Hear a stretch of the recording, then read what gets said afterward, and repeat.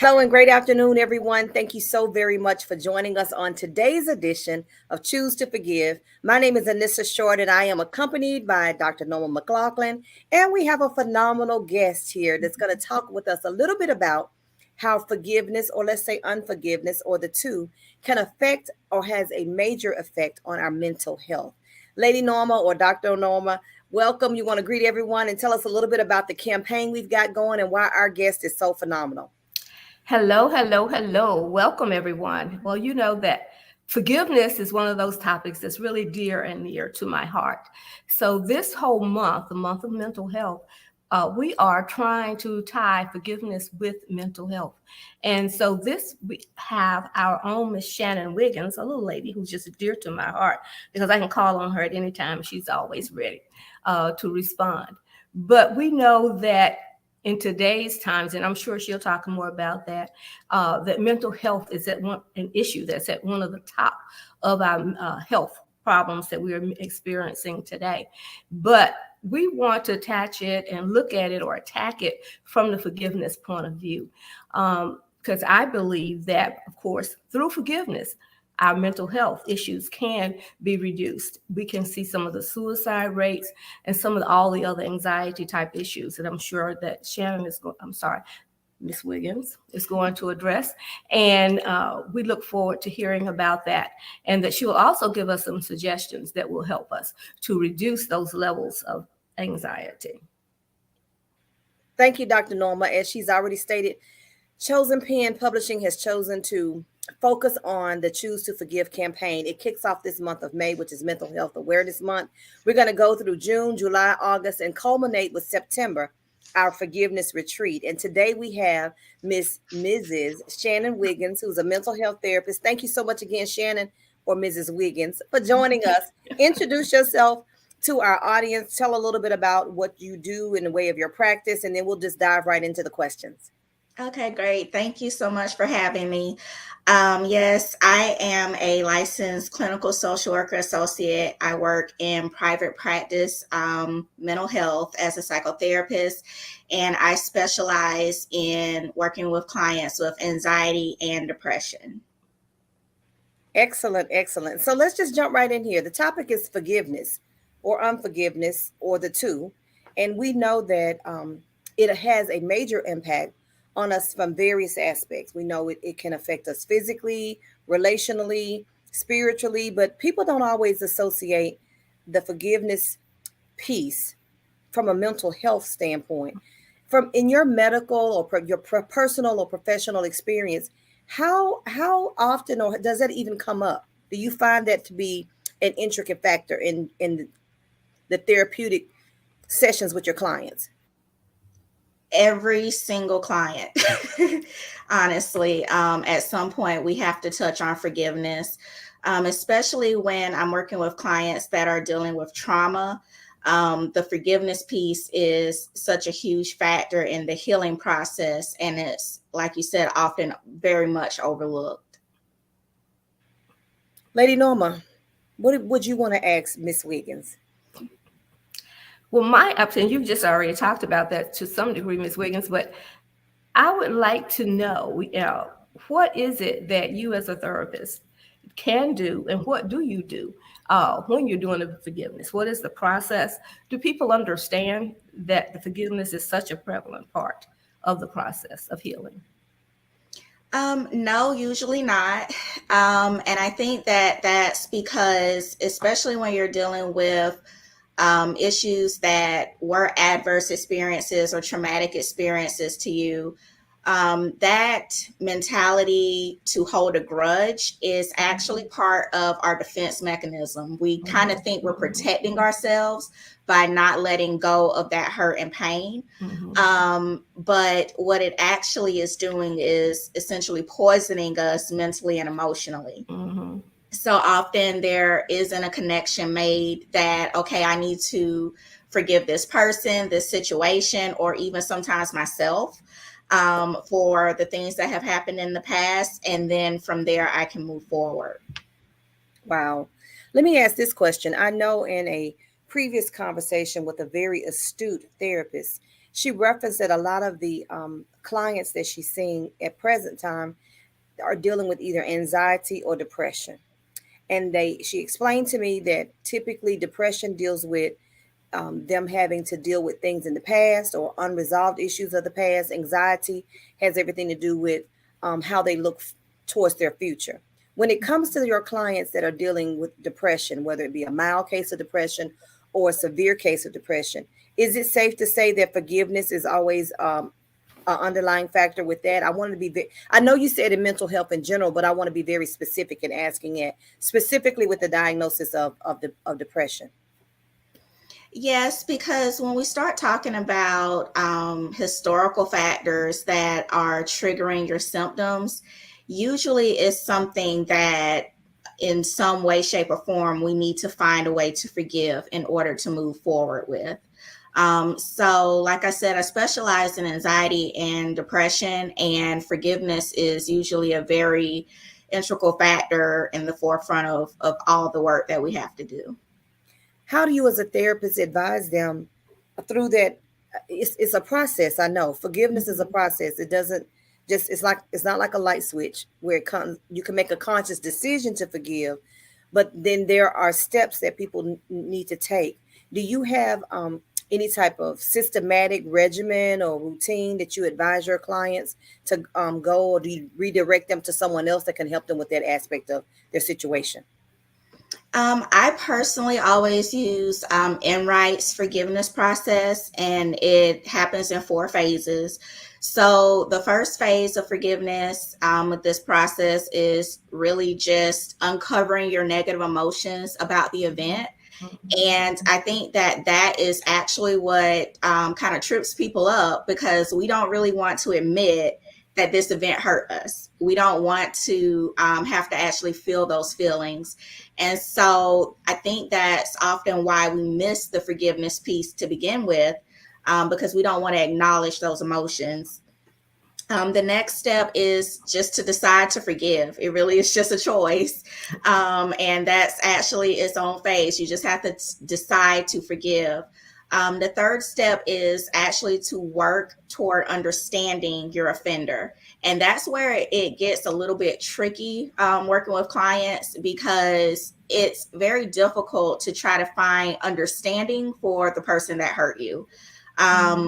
But that is the third phase, and it's a very important piece of the puzzle, because the final phase is to actually discover empathy for that person. And I don't know that we can find empathy if we don't understand where they were coming from. So that's kind of the process. With the empathy piece, I think that that is the biggest part of the forgiveness process, because once we're able to find empathy for the person that has offended us, we stop seeing them as, this terrible person that did this horrible thing, and we can start seeing them as a wounded human being. And in that, we separate the person from the behavior. And that's really where the forgiveness lies. That's good. That's really good. Are those steps also taken if it is a situation where I may need to forgive myself? Yes, absolutely. The process is the same, whether it's institutional issues that you've experienced on a systematic basis, or whether it's something that you're trying to forgive yourself for. Working to understand why you made the choices you made and finding empathy for yourself allows you to move forward and forgive. That's good. That's good. I have one more question, and then I'll yield to you, Dr. Norma. When it comes to forgiveness, a lot of times we think that when we make a choice to forgive the person, especially in a situation where there may have been a traumatic incident to happen, or that person may be an abuser, or just not a healthy person to have in our life, to forgive them does not mean they should have immediate access back into our world. I can forgive the offender, I can forgive the offense, but I don't have to afford them free reign back into my world. Is that something you communicate with your clients? And if so, do they really fully grasp the difference between the two? Yes, absolutely. That's something that I discuss with clients often, especially when a client was maybe raised in a manner that forgiveness has been conflated with kind of just letting that person be and just accepting their behavior. So I often have to help clients understand that forgiveness has nothing to do with judgment. So just because I forgive this person for whatever it is they've done to offend me, that does not mean I condone the behavior, because I'm forgiving the person, not the behavior. And with that, that means in order to protect yourself, sometimes you don't need to allow that person access to you anymore. That's good. That's good. Dr. Norma, anything from you? Yes, I just wanted to say that that's probably the most difficult part of being a coach or talking with people or ladies, especially that have been abused, that you can forgive, but you don't have to allow them in your space anymore. So thanks for that. But the other thing I would like to talk about at this point is leading up to suicide, but children and youth as well, because we know that with COVID-19 that we've seen a very, very prevalent increase in issues with children, with teenagers, as well as with adults. Can you talk a little bit about the leading up to suicide? Is there anything that we can do to help identify that ourselves? What we can do to help our youth with that? Mm-hmm. Yes, and I believe that a recent statistic I read states that suicide has actually become, I think, the second leading cause of death for children ages 8 to 18, I believe. But I think that the biggest part of preventing suicide is actually getting that information out. Teaching our children what forgiveness is about, teaching our children what self-care is about, and then also modeling the appropriate behavior. Often when kids have really big emotions, we as adults tend to shut that down. We say, no, you're not going to throw a temper tantrum with me. You need to calm down. You need to go be quiet. We don't really give kids the opportunity to express their emotions. And often that is kind of an underlying factor, is that we don't know how to access our emotions properly. And so when we start to feel these overwhelming emotions, it's just that it's overwhelming. And unfortunately, suicide sometimes seems like a really quick or easier way to get rid of those emotions than to have to actually feel our feelings. We often aren't taught to feel our feelings. That's good. Okay, because I know that's one of the things about forgiveness as well, because we as adults don't model forgiveness. We don't allow our children, our students, or whatever to see us actually going through the forgiveness process with others. They get to see the anger and all the other attributes that go along with unforgiveness. Unfortunately, they do not see. So I think you're quite correct in that we need to start doing that. And do you have any suggestions as a community? What can we do to help at this point? I think that just, again, modeling the appropriate behavior. What I see a lot, I work with primarily adults right now, but most of what we're working on is stuff that happened in childhood. And it's often interesting making the connections of, oh, well, this was what was modeled for you. You saw anger, and now this is how you respond to those emotions as an adult.